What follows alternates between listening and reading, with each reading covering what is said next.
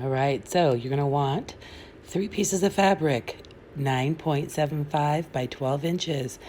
Your batting, this is the outer cover, and this is the inner cover. Again, all 3 are 9.75 by 12 inches. So you want to layer them together, right sides together, making sure, of course, they match as best as you can. Then you want to apply your batting. This is a cotton batting, which is probably my favorite. I like to smooth them out. And then, instead of using pins, I use my temporary spray. Awesome. Put a few little sprays in the corner just to keep the pieces together so I don't have to use pins. I am a lazy seamstress. If I can cut corners, I will, but not to affect the outcome of the product, but just to save me a little bit of time. So again, just a few light little sprays in the corners to hold the pieces together, or at least the batting and the outer cover fabric, and no pins. Then I use my favorite tailor's chalk, and I'm going to mark just some random wide width gaps here on either side. This is where the ribbon is also going to go, and you do want it big enough that you can reach your hand in there and turn them. So this second one that I just made could have been a lot smaller just for the placement. I'm going to sew with a 1/4 inch seam allowance all the way around, back stitching at each place that I stop, pick up, and go all the way around again to the other side, stop, and back stitch. So I have stitched all the way around. I left my openings open. And next what I'm going to do is trim off the corners. This really helps to make your corners a lot sharper and pointier. And it also helps to reduce the bulk in the corners, making them easier to poke out. I am really anally retentive about sewing off or snipping off all my little threads. That is one thing where I might be a lazy seamstress, but I'm just really kind of crazy about taking those off. I also love to reduce the bulk on the side of my seams by gently trimming and carefully trimming, not to disrupt the existing seam. So now we have the hole big enough. Keep in mind, you notice inner lining, outer lining, and batting.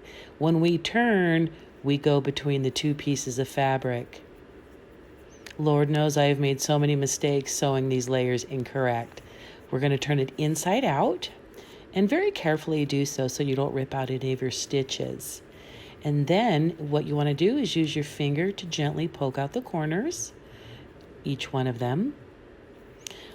You can use a number of different instruments. You just have to be careful that they're not too sharp and they don't actually poke a hole through your corner. I do use a chopstick or a relatively blunt pencil or pen. I've just poked way too many holes in corners, and I've really upset myself because I've made or punched a hole. So there you can see the openings to where the ribbons are going to go. Okay, I always like to just make sure of their placement. And there we go. There's the start of our book cover. So then the next thing I like to do is I use either the pencil, like I said, to poke those corners, or one of my favorite tools is this turner and poker, but that point is sharp and it will poke a hole through your fabric. So just be exceptionally gentle.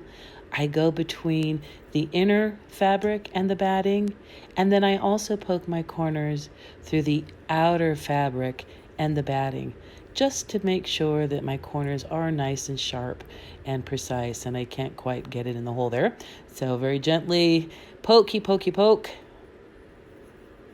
And I go around, and sometimes too, I'll use it to kind of press out the seams as well to get them nice and sharp. But this is where I do take my time and I don't, cut any corners. No pun intended. Anyway, so there you go, turned inside out. And the next thing I really am quite obsessive about is I iron just about every step of the way. So I'm going to go ahead and give this a nice sharp press while also pressing in the openings to create a nice clean closure. So see you in a second. Okay, so she's all pressed. Now I've chosen my corresponding ribbon, and I am going to go with black. I usually just do the length of the project for this one, and I'm going to go ahead and cut 2 pieces because I want each ribbon to go in each opening. Now, I do like to press my fabric in half so I can see the center of the hole. I want to make sure that my ribbon gets in there nice and centered. Nothing can throw off a project when you have your ribbons misplaced or your buttonholes aren't matching. So I press a little seam, and then I will use my tailor's chalk again to just simply mark a little hash so I know where that center is, and I can place my ribbon accordingly. The next thing that I just can't live without, and that is my glue stick. You can get these at the dollar store. You can also find them at Joann's as tailor's glue, but they're so much more expensive. They don't gum up your needle, and they make your life a living joy. I put a little bit on the tip of that ribbon, insert it into the opening, and then I'm going to hold it and then use my iron to press it. Just give it a quick little press. There you go. And it does help to set the glue. I'm going to also do that for the other side. Again, just gluing the tip, not going too crazy with it because I don't want too much of it gummy, just enough for it to stick to the fabric and to hold until I can get it to the sewing machine. The glue is such a wonderful tip. You don't have to pin. And I'm, again, the lazy seamstress, so if I can get away with doing things cheap and quick, I will certainly do so. So now that she's pressed, I'm going to top stitch 1/4 inch seam allowance all the way around, and then back stitch to where I stopped. See you in a minute. Hey, look, we're back. And she is top stitch, and now you can see how cute this is going to be. Again, I'm pressing just because I like it. And it's a nice way to get a very clean and crisp project. So now we're going to be getting ready to put the lining in. But first, I want to measure the center of the piece. More tailor's chalk to do so. This is a great little roller type of device that with the chalk, it doesn't stain and it just comes right out. I actually use a dried paintbrush to remove it. So now with the baggies, I like to kind of give a nice measurement to see where they're going to be placed. This can get a little tricky as I alternate directions of the openings of the bags. And you'll see why in just a minute. And you can select any number of bags, but usually I will select anywhere from about 4 to 6. Because these projects or this book is such a hot seller at a lot of the boutiques that I do, I want to make sure the customer really gets a book that they can put a lot of their magical stash and items in. So I like to align my bags as best as you can. They are a little slippery, so it's hard to do so. Line up my corners, try to get them as square as possible, get them in order. They are a devil to work with. Quilt clips. Those are another most amazing tool on the planet. Whoever invented those just made everybody's life so much better.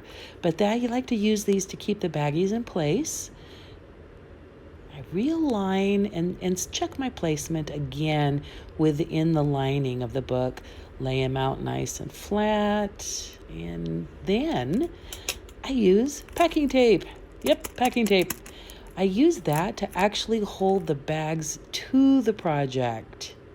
But I make sure not to put them anywhere near the center seam of the bags because I'm going to be going right down the middle, so I don't want to sew my tape on. But the packing tape works really well to hold all of the bags in place. And so, again, pinning is just really not an option, and it makes a huge mess, and it's a nightmare, and it punches holes in your bags, and you don't want to do that. These bags I actually got at a paper supply store. However, Ziploc baggies of a variety of sizes will work great as well. Now, what I'm going to be preparing to do is marking my stitch seam or my stitch line along the bags, and I apologize, my arm was trying to reach my ruler. My craft desk is a mess. I measure the center, make a nice solid mark. If the pen doesn't really work well, a Sharpie is your best friend. So I like to use a silver Sharpie just because it's not as dark or invasive into the project. So I'm going to go ahead and re-outline the center seam of my bags. I just need it just enough to be visible as I sew down the center. I used a standard straight stitch, went from the very top all the way down to the very bottom. I didn't even need to use a walking foot. I just set my machine on the standard setting and it worked really well. So we are done. No clips. And we're going to remove the tape. The last one I made, I completely forgot, and I felt like such an idiot. But you definitely want to remove that packing tape, and do so gently. It can, depending on the quality of your Ziploc baggie, rip it, and you do not want to do that. So, as we get the tape put away and I'm kind of looking at and assessing the book, there's one last thing that we need to do, even though I'm already in love with it. We have the back end of the one bag we don't want. The front end of the Ziploc bag that you can open and put in your candles and incense, we do want. So how do you get rid of that? I'm going to show you. I actually used my cutting mat, my ruler, made sure that the non-opening is facing to the outside, and I left about a 1/4 inch. And make sure you do not get the ribbon or the other bags in there.